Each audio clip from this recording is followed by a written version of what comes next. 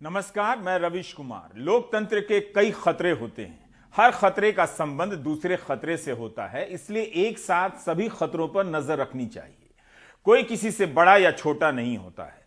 प्रधानमंत्री परिवारवाद को सबसे बड़ा खतरा बताते हैं, लेकिन पैसावाद को नहीं बताते हैं। विपक्ष भी संस्थाओं के डरपोक और रीढ़हीन हो जाने के खतरे की बात करता है, लेकिन पैसावाद को खतरा नहीं बताता है। इससे हो यह रहा है कि पार्टी और राजनीति दोनों उसके हाथों में है जिसके पास पैसा है। लोकतंत्र को झूठ से भी बहुत खतरा है। अब जैसे रफाल का ही उदाहरण लीजिए। भारत के सुप्रीम कोर्ट से क्लीन चिट की मुहर लग गई, लेकिन आज तक फ्रांस से इस मामले में जांच होने और दलाली दिए और लिए जाने की खबरें आती रहती हैं। आज भी यह खबर आ गई है जो फिर से इस बंद अध्याय के पन्ने खोलने लगी है।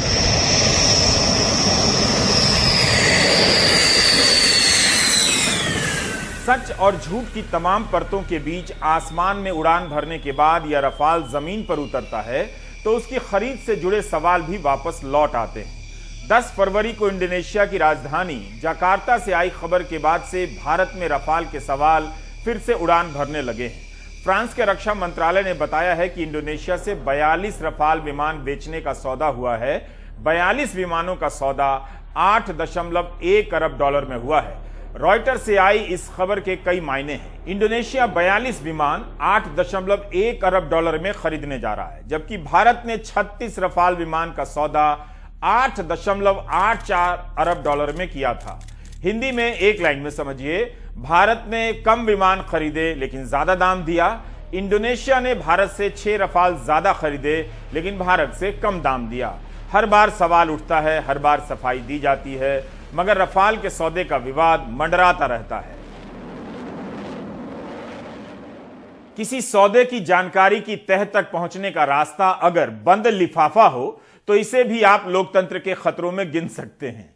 विपक्ष गंभीरता से इस सवाल को उठाते रहता है कि सरकार में संस्थाएं राजनीतिक हो गई हैं, डरपोक हो गई हैं, केवल विपक्ष के खिलाफ काम करती हैं। इसके जवाब में प्रधानमंत्री मोदी ने कहा कि ईडी और सीबीआई निष्पक्ष संस्था हैं, वो अपना काम करती रहती हैं, लेकिन बीच में चुनाव आ जाता है, सरकार का कोई रोल नहीं। ऐसा लगता है कि ईडी और सीबीआई का सिस्टम ऑटोमेटिक चलता है और यह सिर्फ इत्तेफाक की बात है कि चुनाव आते ही इनके अधिकारियों को केवल विपक्ष के नेताओं, उनके रिश्तेदारों या समर्थक नजर आने लगते हैं। चुनाव आता है तो एक और काम होने लगता है। प्रधानमंत्री जिस ईडी को निष्पक्ष बताते हैं, उसके संयुक्त निदेशक और आईपीएस राजेश्वर सिंह अपनी सेवा से रिटायरमेंट लेते हैं और सीधे बीजेपी में शामिल हो जाते हैं। प्रधानमंत्री से ही पूछा जाना चाहिए कि यह कैसे होता है। संयुक्त निदेशक के पद से कोई इस्तीफा देता है, चुनाव से पहले बीजेपी में आता है और उसे टिकट मिल जाता है। बीजेपी अपने विधायक का टिकट काटकर राजेश्वर सिंह को उम्मीदवार बना देती है। 2018 में छत्तीसगढ़ विधानसभा के समय रायपुर के जिलाधिकारी ओपी चौधरी ने पद से इस्तीफा दे दिया और बीजेपी से चुनाव लड़ गए। 2014 में मुंबई पुलिस कमिश्नर के पद से इस्तीफा देकर सत्यपाल सिंह बीजेपी से चुनाव लड़ गए। गुजरात काडर के अफसर एके शर्मा इस्तीफा देते हैं, लखनऊ जाते हैं, विधान परिषद के सदस्य बन जाते हैं, उप मुख्यमंत्री बनाने की चर्चा चलती रहती है, चुनाव आ जाता है। बहुत से अफसर रिटायर होने के तुरंत बाद ही बीजेपी में शामिल हुए और मोदी सरकार में मंत्री भी हैं। जब विदेश सेवा से रिटायर होकर एस जयशंकर और हरदीप सिंह पुरी बीजेपी में शामिल होकर मंत्री बने तो भारतीय विदेश सेवा के ट्विटर हैंडल से दोनों को बधाई दी गई। बीजेपी और मोदी मंत्रिमंडल में कई आईएएस अफसर हैं जिन्होंने इस्तीफा देकर पार्टी ज्वाइन किया और रिटायरमेंट के बाद तुरंत ज्वाइन किया। इनमें से आज कुछ सांसद हैं, कुछ मंत्री जैसे रेल मंत्री अश्विनी वैष्णव, ऊर्जा मंत्री आरके सिंह, इस्पात मंत्री आरसीपी सिंह, वाणिज्य राज्य मंत्री सोम प्रकाश, संसदीय कार्य मंत्री अर्जुन राम मेघवाल, आरसीपी सिंह जनता दल यूनाइटेड के हैं। इन पदों पर बीजेपी के सांसद और कार्यकर्ता का हक हो सकता था, मगर रातों रात मारा गया। राजनीति को प्रतिभा चाहिए और नौकरशाही से भी स्वागत है, लेकिन जब इतने बड़े तादाद में अफसर एक दल में जाने लगे तो देखना चाहिए कि इन्होंने पद पर रहते हुए कार्यकर्ता की तरह काम किया या अफसर की तरह। बीजेपी अपने कार्यकर्ताओं को नारा देती है कि मेरा बूथ सबसे मजबूत। जो बूथ बचाने में लगा है उसे क्या पता है कि ऊपर से कोई सांसद या विधायक थोपा जा रहा है। जवाब होगा कि सभी ऐसा करते हैं और सही भी है, लेकिन सवाल है क्या ऐसा होना चाहिए। कांग्रेस में भी मीरा कुमार और मणिशंकर अय्यर विदेश सेवा से राजनीति में आए और मंत्री बने और भी उदाहरण दिए जा सकते हैं। क्या अफसरों का राजनीतिक विचारधारा में घुल मिल जाना लोकतंत्र के लिए खतरा नहीं है? अलग अलग राय हो सकती है, लेकिन कार्यकर्ताओं से पूछिए कि उनकी कितनी राय होती है पार्टी में। हम बिल्कुल इसकी बात नहीं कर रहे कि नौकरशाही से किसी को चुनाव लड़ने पर रोक लगे, और रोक होनी भी नहीं चाहिए, लेकिन यह सवाल इतना सरल भी नहीं है। मुमकिन है खुद कमाने खाने के लिए नौकरशाही राजनीतिक दल की विचारधारा से समझौता कर ले, एक कंपनी के इशारे पर काम करे और मंत्री बनकर उस कंपनी का काम करे। यह भी तो संभव है कि दल की विचारधारा के हिसाब से सेवा में रहकर फैसले ले और फिर दल में शामिल हो जाए। हमारे पास जानने का कोई तरीका नहीं है कि अफसर नौकरी में रहते हुए कार्यकर्ता की तरह काम कर रहा था या अफसर की तरह। द वायर की यह रिपोर्ट 2 जून 2021 की है। इसके अनुसार नरेंद्र मोदी सरकार ने सेंट्रल सर्विसेज पेंशन रूल में बदलाव कर दिया। इसके बाद अगर सेवा से रिटायर होने के बाद अपने विभाग से संबंधित अधिकारी किताब लिखते हैं, कोई पत्र प्रकाशित करते हैं या मीडिया में बोलते हैं, तो उन्हें अपने विभाग से मंजूरी लेनी होगी। इस सेवा से इस्तीफा देकर बीजेपी या किसी दल में शामिल होने पर कोई रोक नहीं है, लेकिन किताब लिखेंगे तो पहले अनुमति लेनी होगी। क्या आप दर्शकों को इस एंगल से लोकतंत्र का खतरा नजर नहीं आता है? आप बीजेपी का प्रचारक बन सकते हैं, मगर रिटायर होने के बाद किताब सरकार से पूछकर लिखेंगे, और खतरा केवल परिवारवाद। जब आप अफसर को चुनाव लड़ने से नहीं रोक सकते, तो किसी नेता के बच्चे को राजनीति में आने और पार्टी बनाने से कैसे रोक सकते हैं? इस पर ठोस राय होनी चाहिए, बहस होनी चाहिए। क्या जयंत चौधरी मान जाते तो प्रधानमंत्री इस वजह से समझौता करने से मना कर देते कि हम परिवारवाद को लोकतंत्र का सबसे बड़ा खतरा मानते हैं? यूपी में ही अनुप्रिया पटेल की पार्टी अपना दल से समझौता है। क्या प्रधानमंत्री यह कहना चाहते हैं कि अपना दल में परिवारवाद नहीं है? क्या शिवसेना, अकाली दल और लोक जनशक्ति पार्टी में परिवारवाद नहीं था जब बीजेपी ने दशकों गठबंधन किए? स्वर्गीय रामविलास पासवान और अकाली सांसद हरसिमरत कौर बादल को मंत्री बनाते समय क्यों प्रधानमंत्री ने परिवारवाद के खतरे को दरकिनार कर दिया?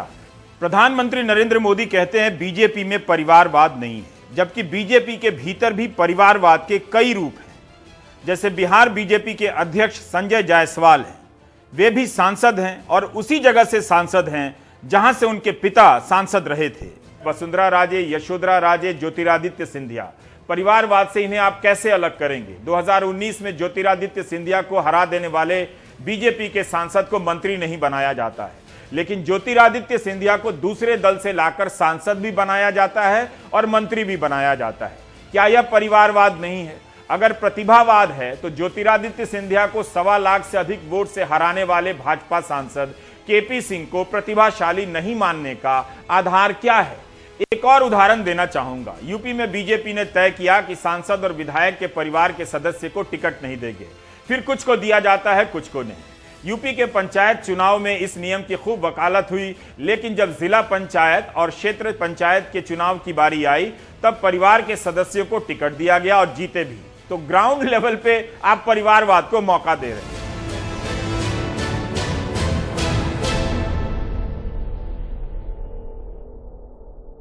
तो यह एक भ्रम है और झूठ है कि जिन दलों के शीर्ष पर परिवारवादी नेता नहीं है, वहां कोई बहुत ज्यादा लोकतंत्र है। पार्टियों के भीतर के लोकतंत्र पर कोई खुलकर बात नहीं करता, और प्रधानमंत्री तो कभी बात नहीं करते कि बीजेपी को हजारों करोड़ का चंदा कौन दे रहा है। तृणमूल कांग्रेस को ममता बनर्जी ने अपने दम पर बनाया, लेकिन उस पार्टी में वही कई साल से अध्यक्ष हैं।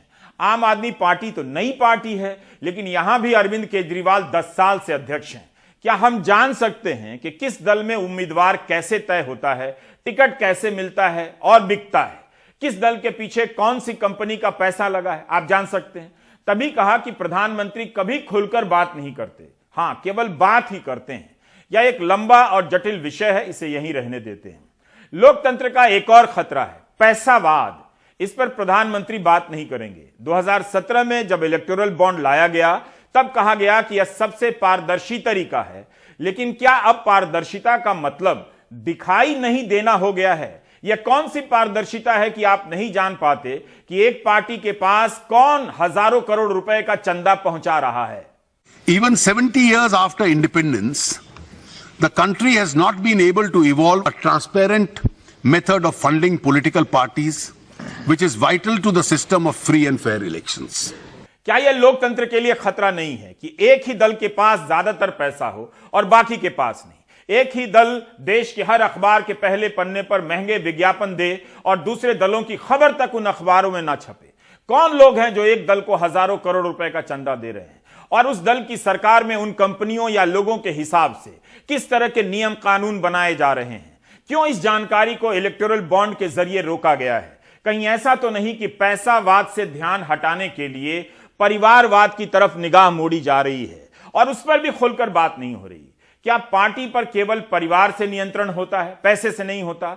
जब से इलेक्टोरल बॉन्ड आया है तब से जितने इलेक्टोरल बॉन्ड खरीदे गए हैं उसका सबसे बड़ा हिस्सा बीजेपी को गया है। एसोसिएशन फॉर डेमोक्रेटिक रिफॉर्म के अनुसार 2017-18 से 2020-21 के बीच 3 वर्षों में 6,207 करोड़ के बॉन्ड बिके हैं, जिसका 67% बीजेपी को गया। 4,215 करोड़ कांग्रेस को 706 करोड़ के बॉन्ड मिले हैं। इलेक्टोरल बॉन्ड कई तरह के रहस्य पैदा करता है। एक उदाहरण देकर समझाता हूं, काल्पनिक है लेकिन ऐसा तो इस देश में कई बार हो चुका है। मान लीजिए नल जल योजना है, इसमें नल की सप्लाई के लिए एक कंपनी सामने आती है या लाई जाती है, उसे ठेका मिलता है, उस कंपनी को पीछे से राजनीतिक लोग चलाते हैं, कंपनी कमाती है और फिर उस दल को चंदा दे देती है। हर योजना के साथ अपनी कंपनी खड़ी कर दी जाती है माल की सप्लाई के लिए। इस तरह कंपनी और पार्टी दोनों पर इनका कब्जा हो जाता है, उनका कब्जा हो जाता है जिनके पास पैसा होता है। पैसावाद सबका बाप है। चुनावी बॉन्ड के अलावा एक और आधार है संपत्ति। इसके आधार पर भी देखा जा रहा है कि किस पार्टी के पास कितने करोड़ की संपत्ति है। इसके तहत देखा जाता है कि एफडी कितनी है, जमीन कितनी है, इमारतें कितनी है। तो एडीआर ने बताया है कि राष्ट्रीय दलों के पास जो कुल संपत्ति है उसका 65% हिस्सा फिक्स डिपॉजिट के रूप में है। राष्ट्रीय दलों में संपत्ति के मामले में बीजेपी बाकी तमाम दलों से 7 से 8 गुना आगे निकल चुकी है। एडीआर की रिपोर्ट के अनुसार राष्ट्रीय दलों के पास जो संपत्तियां हैं उसका 70% अकेले बीजेपी के पास है। 70%। बीजेपी की संपत्तियों की कीमत 4,847 करोड़ है, जबकि कांग्रेस के पास 588 करोड़ की संपत्ति है। दूसरे नंबर पर बसपा है जिसके पास 698 करोड़ की संपत्ति है। सपा के पास 563 करोड़ की संपत्ति है। इस मामले को सुप्रीम कोर्ट में चुनौती दी गई है, मगर आज तक इसकी अगली सुनवाई का इंतजार हो रहा है। हिंदू अखबार में मद्रास हाईकोर्ट के एक वकील सुहृद पार्थ सारथी ने 8 दिसंबर 2018 को एक लेख लिखा। इसमें 1957 में बॉम्बे हाईकोर्ट के एक फैसले का जिक्र है, जिससे आप समझ सकते हैं कि हम कहां से चले थे, कहां पहुंच गए हैं। Tata iron and steel company limited ने उस वक्त अनुमति मांगी थी कि नियमों में बदलाव किए जाएं ताकि कंपनी अलग अलग राजनीतिक हितों को चंदा दे सके। तब कंपनी की पैरवी कर रहे वकील HM सिरवाई ने भी माना था कि कंपनी को अपने बही खाते में बताना चाहिए कि किसे चंदा दिया है। बॉम्बे हाईकोर्ट के तब के चीफ जस्टिस चागला ने कहा कि यह केवल कंपनी के शेयर होल्डर के लिए जरूरी नहीं है, मतदाताओं के लिए भी जानना जरूरी है कि पार्टी को चंदा कैसे मिल रहा है। जब तक मतदाता के पास मुक्त और निष्पक्ष सूचनाएं नहीं होंगी, लोकतंत्र काम नहीं कर सकेगा। देखिए, लोकतंत्र के लिए मेरे हिसाब से ये जो इलेक्टोरल बॉन्ड है, इससे बड़ा कोई खतरा आज तक नहीं हुआ और मेरे ख्याल में आगे भी नहीं होगा। जिस बॉम्बे हाई कोर्ट की जस्टिस चागला की आप जजमेंट का जिक्र कर रहे हैं, उसमें बड़ी अच्छी बातें जस्टिस चागला ने लिखी थी और ये लिखा था कि लोकतंत्र में अगर प्राइवेट कंपनियों से ज्यादा चंदा मिलेगा तो उससे लोकतंत्र खतरे में पड़ जाएगा, क्योंकि जनता को या वोटर को ये पता नहीं लगेगा कि जो फैसले सरकार कर रही है, जो नीतियां सरकार बना रही है, वो जिस कंपनी से पैसा मिला है उसके फायदे के लिए बना रही है या देश या जनता के फायदे के लिए बना रही है।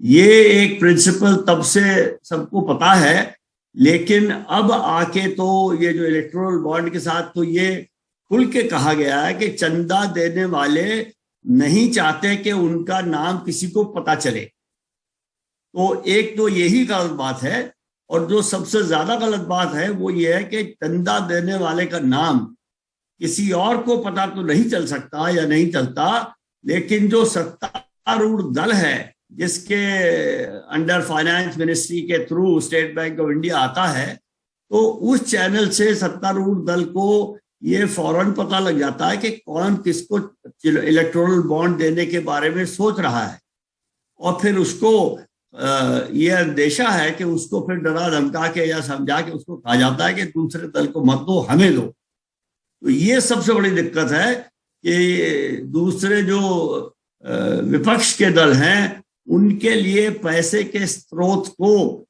बिल्कुल सरकार के हाथ में है, बिल्कुल बंद कर दे और दूसरी सारी पार्टियां कंगाल हो जाए और सत्तारूढ़ दल के पास पैसे से मालामाल हो जाए। ये लोकतंत्र तो इससे बिल्कुल खत्म हो जाएगा। लोकतंत्र नहीं रहेगा, ये धनतंत्र हो जाएगा। और धनतंत्र अगर होगा तो आप समझ सकते हैं कि देश की 70% जनता का क्या हाल हो। पैसावाद खुलकर लोकतंत्र को रौंद रहा है, हर चुनाव को एक तरफा बना रहा है। पैसे के दम पर मीडिया खरीदा जा चुका है और आपको जानने से रोका जा रहा है कि इन दलों को पैसा कौन दे रहा है। और तो और राज्यसभा में बीजेपी के सांसद हैं।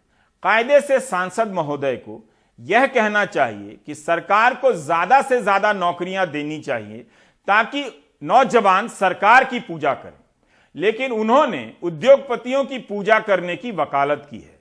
तब यह सवाल और महत्वपूर्ण हो जाता है कि हजारों करोड़ों का चंदा देने वाले कौन लोग हैं? कहीं उनका एहसान दूसरे तरीके से तो नहीं चुकाया जा रहा है? रोजगार के नाम पर उनकी पूजा करने के लिए कहा जा रहा है। Sir, you can accuse me. Can accuse me of being a mouthpiece of the capitalists. I think, sir, any person who creates job in this country, let me name the people because you named them. Be it Reliance, be it Ambani, be it Adani, be it anybody, they must be worshipped. Yes, because they provide jobs. Manoj Jha, let me tell you. Yes, Manoj Jha, your leader, your party, your leader, Please address the chair. Sorry, don't interrupt me. Mr. They Alphonse. get cattle feed meant for the Mr. cattle. Alphonse. What did you do? How many jobs have you created? Let me ask Honorable members of the member. parliament here, except for the few Honorable industrialists. member. How many jobs have we created individually? यह कोई नहीं कह रहा कि उद्योगपति रोजगार पैदा नहीं करते। कहा जा रहा है कि कहीं सिस्टम दो चार उद्योगपतियों के हाथ में तो नहीं चला गया है। जिस पूंजीवाद की सांसद महोदय कस्में खा रहे हैं, उसी पूंजीवाद के सबसे बड़े देश में ऐसा ना हो, इसके लिए एंटी ट्रस्ट कानून बनाए गए हैं ताकि किसी कंपनी का एकाधिकार ना हो जाए। दिव्य भास्कर की यह खबर आई, बहुत दिलचस्प है। शायर रावल की यह खबर बता रही है कि हमारे दल लोकतंत्र की धज्जियां भी उड़ाते हैं और लोकतंत्र को बचाने की भी बात करते हैं। इस खबर के अनुसार गांधीनगर में नगर निगम के चुनाव हुए। शायर रावल ने बीजेपी के 41 उम्मीदवारों के हलफनामे और खर्चे की रसीद का अध्ययन किया। दिव्य भास्कर की इस रिपोर्ट के अनुसार बीजेपी के विजयी 41 उम्मीदवारों ने हलफनामे में करीब करीब एक ही प्रकार की सूचना दी है। सभी ने एक ही मंडप वाले का, डीजे वाले का बिल दिया है। सभी 41 उम्मीदवारों ने डीके वाटर से पानी लिया है। और तो और अलग अलग वार्ड के 41 उम्मीदवारों ने एक ही चाय की दुकान का बिल दिया है। चामुंडा टी स्टोर का नाम लिखा है। सरकार इतना ही बता दे कि चामुंडा टी स्टोर है भी या नहीं। बीजेपी के 41 उम्मीदवारों ने खर्चे का जो हिसाब दिया है वो इतना सटीक है कि गूगल और फेसबुक का एल्गोरिदम भी फेल हो जाए। सबने 1,33,380 रुपए खर्च किए हैं। 41 उम्मीदवार, कमाल का चुनाव रहा होगा। बीजेपी के 41 अलग अलग उम्मीदवार, लेकिन सबका खर्चा एक समान, 1,33,380 रुपए। एक नया नारा निकल सकता है, एक राष्ट्र एक हिसाब। हमने हलफनामा नहीं पढ़ा, दिव्य भास्कर ने रिपोर्ट किया है तो उनके हवाले से दिखा रहे हैं, क्योंकि इस रिपोर्ट में राज्य चुनाव आयोग से रिपोर्टर ने बात की है। राज्य चुनाव कार्यालय के अधिकारी एनके दामोर का बयान है कि एक समान खर्चा दिखाने पर वे एक्शन नहीं ले सकते, तभी ले सकते हैं जब वे 6 लाख की सीमा से ज्यादा खर्च करेंगे। है ना कमाल की बात? इतनी ईमानदारी किसी दल के कार्यकर्ता में हो ही नहीं सकती। ईमानदारी से प्रधानमंत्री मोदी का एक पुराना भाषण याद आ गया। उस समय भी फरवरी का ही महीना चल रहा था, बस साल था 2014, जब महंगाई के लिए नेहरू के भाषण को याद किया जाने लगा है। तो प्रधानमंत्री मोदी के 7 साल पुराने भाषणों को याद तो किया ही जा सकता है, कोई दिक्कत नहीं होनी चाहिए। लेकिन जो ईमानदार से टैक्स भरता है उसकी कोई परवाह नहीं है। और इसलिए हमारा निर्णय है कि विदेश से जो काला धन वापस लाएंगे उसमें से कुछ परसेंटेज ये जो रेगुलर सैलरी वाले लोग इनकम टैक्स भरते हैं ना उनको इनाम के रूप में वापस देंगे। उनकी देशभक्ति की इज्जत की जाएगी। और हमारा हिमाचल तो एक प्रकार से सरकारी नौकरी में ही सब लोग है, बंदी इनकम वाले हैं, बेचारे इनकम टैक्स भरना पड़ता है, उनको इसका फायदा मिलेगा। उसमें से कुछ परसेंटेज नियमित सैलरी वाले के खाते में आया क्या? प्रधानमंत्री मोदी को स्टेट्समैन कहा जाता है। स्टेट्समैन की कोई भी बात मामूली नहीं होनी चाहिए, युग बदलने वाली होती है। और प्रधानमंत्री खुद भी कहते हैं कि जो करते हैं करके दिखाते हैं। यह भी इसी फरवरी का बयान है और इसी साल का। मैं इस बात का यह भी सबूत है कि भाजपा की सरकार जो कहती है वो करके दिखाती है। इसलिए पूछा कि इनाम के तौर पर टैक्स भरने वाले सैलरी क्लास के खाते में काला धन का पैसा आया क्या? हिमाचल प्रदेश के सरकारी नौकरी करने वालों के खाते में पैसा आया क्या?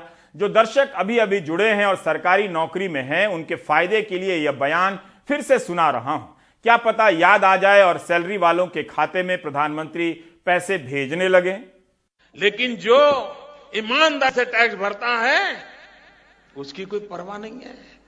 और इसलिए हमारा निर्णय है कि विदेश से जो काला धन वापस लाएंगे उसमें से कुछ परसेंटेज ये जो रेगुलर सैलरी वाले लोग इनकम टैक्स भरते हैं ना उनको इनाम के रूप में वापस देंगे। उनकी देशभक्ति की इज्जत की जाएगी। और हमारा हिमाचल तो एक प्रकार से सरकारी नौकरी में ही सब लोग है, बंदी इनकम वाले हैं, बेचारे इनकम टैक्स भरना पड़ता है, उनको इसका फायदा मिलेगा। लोकतंत्र को इससे भी खतरा है कि लोगों से वादा कर दें कि 15 लाख खाते में आएगा, बाद में जुमला कह दें। इससे भी खतरा है कि सैलरी वालों के खाते में काला धन का परसेंटेज भेजा जाएगा, वादा कर दें, भूल जाए। जुलाई 2021 में लोकसभा में सांसद विंसेंट पाला ने सरकार से पूछा कि 10 साल में स्विस बैंक में कितना काला धन जमा हुआ है, उसकी राशि बताएं। तब वित्त राज्य मंत्री ने जवाब दिया कि इसका कोई आधिकारिक अनुमान नहीं है कि कितना काला धन जमा है। अब तीसरी बार प्रधानमंत्री का वो बयान नहीं सुनाऊंगा। अमित शाह ने कह दिया है कि वो जुमला था, फिर भी उम्मीद गई नहीं है लोगों की। भरोसा है कि आएगा। आज भी कुछ लोग 15 लाख का इंतजार कर रहे हैं। 9 फरवरी 2022 का यह हिंदू बिजनेस लाइन महाराष्ट्र के औरंगाबाद जिले के ध्यानेश्वर जनार्दन आवटे नामक एक सीमांत किसान के खाते में एक दिन 15,34,624 रुपए आ गए। उन्हें लगा कि प्रधानमंत्री मोदी ने 15 लाख भेज दिए हैं। उन्होंने वादा पूरा करने के लिए प्रधानमंत्री को धन्यवाद पत्र भी लिख दिया और बैंक से पैसे निकालकर घर बनाना शुरू कर दिया। 9 लाख खर्च कर डाले।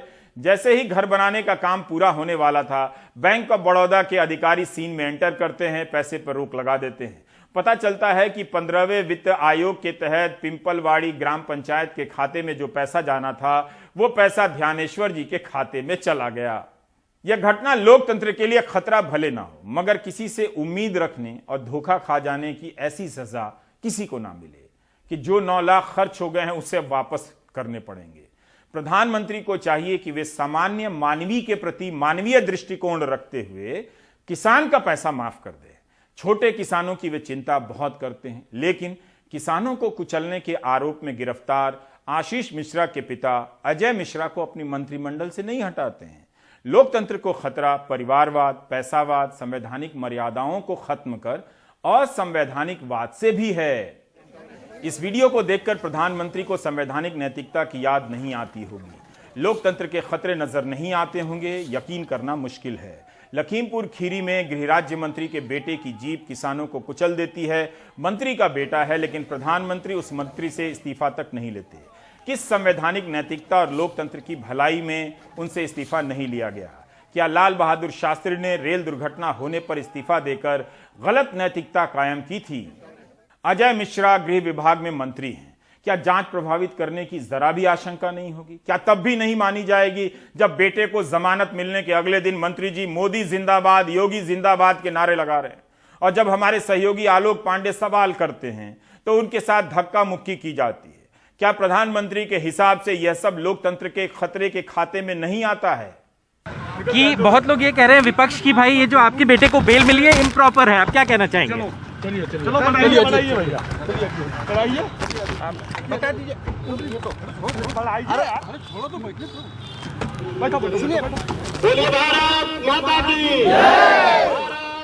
केंद्रीय गृह राज्य मंत्री अजय मिश्रा टेनी अपने चुनावी क्षेत्र लखीमपुर में प्रचार कर रहे हैं।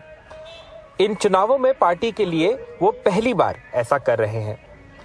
24 घंटे पहले ही उनके आरोपी बेटे को इलाहाबाद हाईकोर्ट की लखनऊ बेंच से जमानत मिल गई। 2017 में बीजेपी ने लखीमपुर से 8 विधानसभा सीटें जीती थीं और तब प्रचार की अगुवाई पार्टी के ब्राह्मण चेहरे टेनी ने ही की थी, जो इलाके के दबंग और राज्य में बीजेपी के सबसे असरदार नेताओं में गिने जाते हैं। बीजेपी सूत्रों का कहना है कि उनके बेटे को पिछले साल अक्टूबर में 4 किसानों और एक पत्रकार को कुचल के मारने के आरोप में जमानत मिलने से एक बार फिर पार्टी में अजय मिश्रा की साख बढ़ी है। योगी जी जैसा मुख्यमंत्री, मोदी जी जैसा प्रधानमंत्री, अमित शाह जी जैसा हमारे पास नेतृत्व, जेपी नड्डा जी जैसे हमारे राष्ट्रीय अध्यक्ष, ऐसा सुंदर नेतृत्व, ऐसा सशक्त नेतृत्व, ऐसा योग्य नेतृत्व, क्षमतावान नेतृत्व और उसके साथ साथ सरकार चलाने की अद्भुत क्षमता माननीय योगी आदित्यनाथ जी और उनके मंत्रिमंडल में है। आशीष मिश्रा वो अभी जेल से बाहर नहीं आए हैं, कोई टेक्निकल ग्लिच है उनके ऑर्डर में, बेल ऑर्डर में, जो उनके लॉयर्स कह रहे हैं कि उसको रेक्टिफाई कर रहे हैं। लेकिन जो सबसे गंभीर सवाल है कि जो प्रॉपर्टी है उनके पुत्र को बेल की और क्या वो बाहर निकल के विटनेसेस को इन्फ्लुएंस करेंगे, इंटिमिडेट करेंगे, इस सवाल पे वो चुप्पी साधे रहे, कुछ भी नहीं। उन्होंने बोला हमने बहुत बार ट्राई किया लेकिन उन्होंने बोलने से इनकार कर दिया। अजय जी ये बताइए, अजय जी एक सवाल अजय जी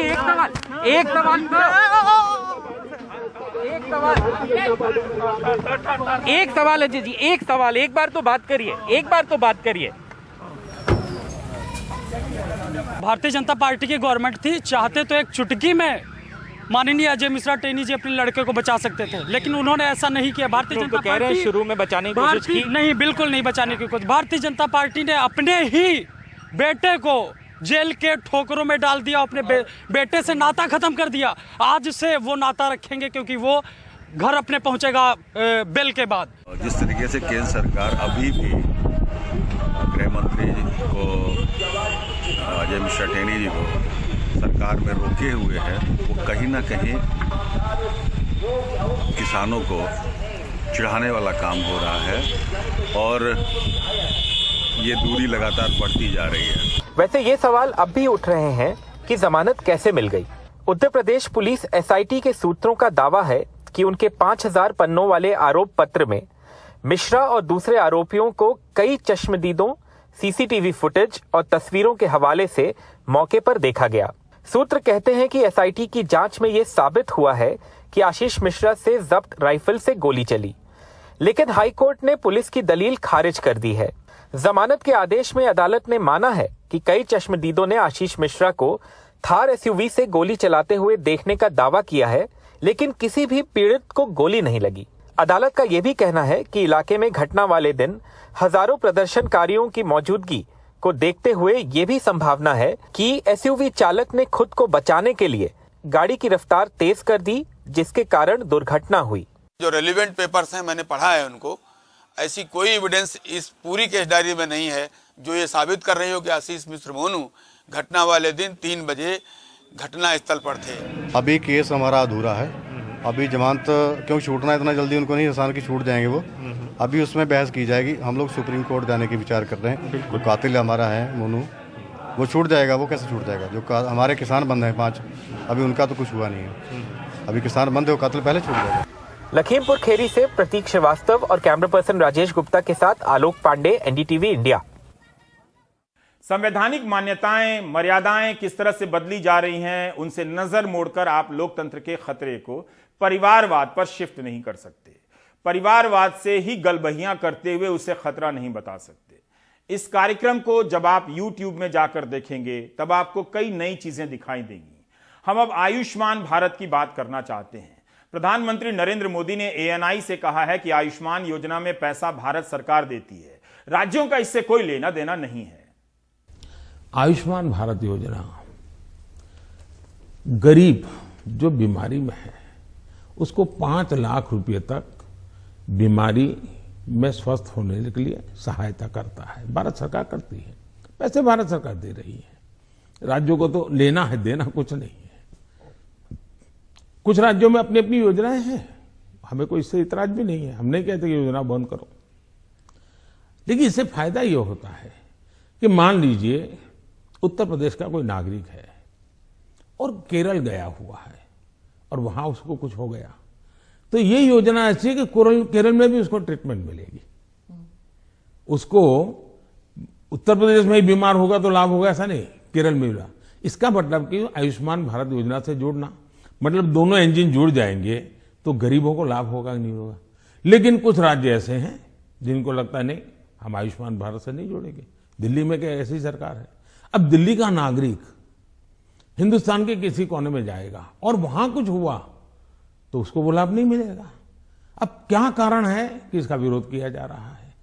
हमने आयुष्मान भारत प्रधानमंत्री जन आरोग्य योजना की वेबसाइट पर जाकर देखा और वहां कुछ और ही लिखा देखा।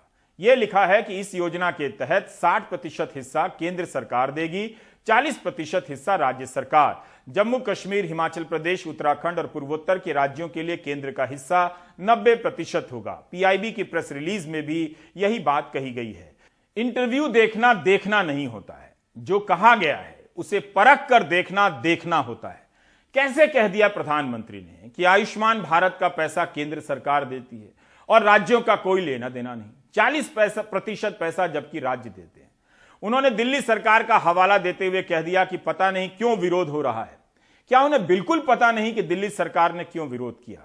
क्या उस विरोध पर जवाब नहीं देना चाहिए था?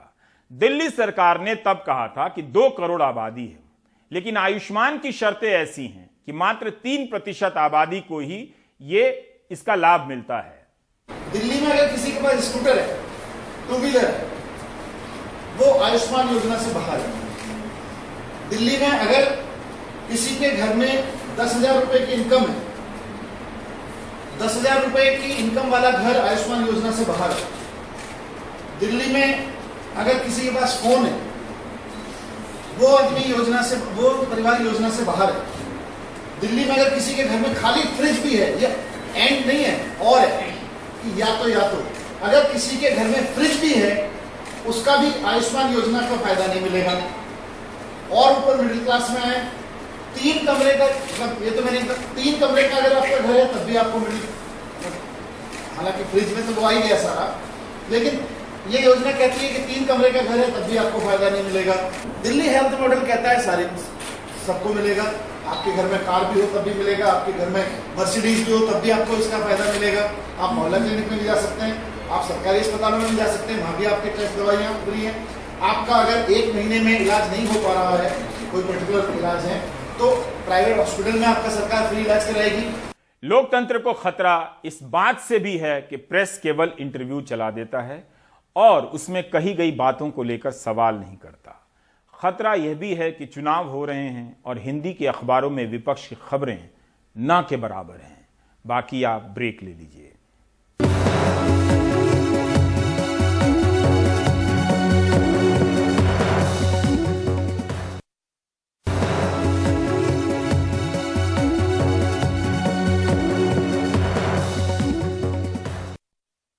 जाति का जहर दिमाग में धर्म के जहर के ठीक नीचे बैठा दिया गया है। आलम यह है कि मध्य प्रदेश के दमोह में पुलिस में काम करने वाले दूल्हे को पुलिस की सुरक्षा में बारात लेकर जाना पड़ा। दूल्हा पिछड़ी जाति का है और दुल्हन अनुसूचित जाति की। 10 फरवरी को पुलिस की मौजूदगी में छतरपुर के कुंडलिया गांव में दयाचंद घोड़ी पर बैठे। दयाचंद वैसे खुद टीकमगढ़ कोतवाली में कांस्टेबल हैं। ये तस्वीरें दिखाकर प्रशासन ने अपनी पीठ थपथपाई। बस ये छिपा गई कि बारात तो 9 फरवरी की थी और उस दिन गांव में ऊंची जाति के गुंडों ने कथित तौर पर बारात को रोका, गाली गलौज की। दयाचंद कहते हैं अभी तो विभाग के लोग हैं, बाद के लिए आशंकित भी हैं। बच्चे वहाँ से आए तो उन्होंने मतलब डीजे जो वगैरह थे उनको वापस कर दिया। अच्छा। और बोले कि यहाँ से नहीं निकल सकते ये वो। शादी के कार्ड में तारीख फिर से देख लीजिए। पुलिस की मौजूदगी के बावजूद दूल्हे का आनंद समझिए और अब गृह मंत्री का बयान सुनिए। विषय जिस संज्ञान में जब आया था, बारात रोकने का नहीं था, न बारात रुकी थी। शादी के पहले की कोई रस्म थी, वो परसों की वो बात थी। कल आराम से बारात निकली थी और शादी सानंद संपन्न हो गई। कांग्रेस भी आनंद की थ्योरी को सवालों में तोल रही है। ये प्रकरण बड़ा शर्मनाक है।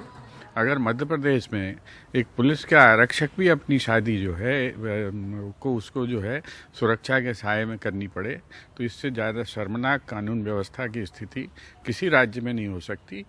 उन्होंने बोला कि दमोह के पौड़ी गांव में तो पिछड़ी जाति के राजेश प्रजापति ने 2015 में अनुसूचित जाति की ज्योति से शादी की। 7 साल से सामाजिक बहिष्कार झेल रहे हैं। 5 साल के बच्चे तक के साथ गांव के बच्चे नहीं खेलते, ऐसा राजेश का कहना है। समाज ने जो कहा इन्होंने पूरा किया। कहते हैं वापसी के लिए अब भी 2 लाख रुपए की पेनल्टी मांगी जा रही है। आखिरकार पुलिस से इंसाफ के लिए अब गुहार लगाई है। ओबीसी में आते हैं, प्रजापति है, और हम एससी में आते हैं, अठिया समाज के हैं। इसी चक्कर में छुआछूत मानते हैं कि तुम छोटी जाति के हो, बड़ी जाति के साथ रह नहीं सकते, उठ बैठ नहीं सकते, खाना पीना। आज जब हमारी वहाँ शादी हो गई है तो रिलेशन वाले हमें कोई भी सम्मानित नहीं देते हैं। अब उन्होंने बोला कि भागवत कथा कर लो, भागवत कथा हमने कर ली है, और उसके पहले उन्होंने पैसे भी मांगे थे, मैंने पैसे भी दिए, 2 लाख रुपए पैसे दिए। अभी उनके फिर मांग है कि 2 लाख रुपए दोगे तब तुम्हें हम समाज में लेंगे। अब हमारे पास इतना पैसा होता तो हम पहले कहाँ से। चूँकि आवेदन पत्र अभी संज्ञान में आया है, हम इसका परीक्षण करा लेते हैं, और अगर नियम विरुद्ध अगर कोई कार्रवाई समाज के लोग यदि कर रहे हैं या उन्हें बाध्य कर रहे हैं किसी प्रकार करने के लिए, तो उसमें अनुसार उनके विरुद्ध जो है नियमानुसार जो है विधिसंगत कार्रवाई की जाए। कुछ दिनों पहले गुना में मोबाइल चोरी के शक में अनुसूचित जाति के पीड़ित के सारे कपड़े उतारकर उसे पीटा गया। अब आरोपी हेतराम गुर्जर और गोलू खान के मकान दुकान को पुलिस ने तोड़ दिया। नंगा कर दिया, कपड़ा जबरदस्ती। कुछ दिनों पहले ही सागर के गनियारी गांव में अहिरवार जाति का दूल्हा पुलिस की मौजूदगी में घोड़ी पर तो चढ़ गया, लेकिन गांव में वर्चस्व रखने वाले लोधियों को ये नागवार था। शाम को बारात गांव से चली गई तो उनके घर पर पथराव, गाड़ियों में तोड़फोड़ हो गई। बच्चनलाल उन्मेष की कविता है, कौन जात हो भाई, दलित हूँ साहब। नहीं मतलब किस में आते हो, आपकी गाली में आते हैं, गंदी नाली में आते हैं, और अलग की हुई थाली में आते हैं साहब। मुझे लगा हिंदू में आते हो, आता हूँ ना साहब। पर आपके चुनाव में क्या खाते हो भाई जो एक दलित खाता है साहब। नहीं मतलब क्या क्या खाते हो, आपसे मार खाता हूँ, कर्ज का भार खाता हूँ, और तंगी में नून तो कभी अचार खाता हूँ साहब। नहीं मजा लगा कि मुर्गा खाते हो, खाता हूँ ना साहब। पर आपके चुनाव में क्या मिला है भाई जो दलितों को मिलता है साहब। नहीं मतलब क्या क्या मिला है, जिल्लत भरी जिंदगी, आपकी छोड़ी हुई गंदगी, और तिस पर भी आप जैसे परजीवियों की बंदगी साहब। मुझे लगा वादे मिले हैं, मिलते हैं ना साहब। पर आपके चुनाव में क्या किया है भाई जो दलित करता है साहब। नहीं मतलब क्या क्या किया है। 100 दिन तालाब में काम किया, पसीने से तर सुबह को शाम किया, और आते जाते ठाकुरों को सलाम किया। अरे मुझे लगा कोई बड़ा काम किया है ना साहब। चुनाव में आपका प्रचार, बस इससे ज़्यादा क्या कहूँ। दमोह से आजम, छतरपुर से अरविंद और भोपाल से कैमरा पर्सन रिजवान खान के साथ अनुराग द्वारी, NDTV इंडिया।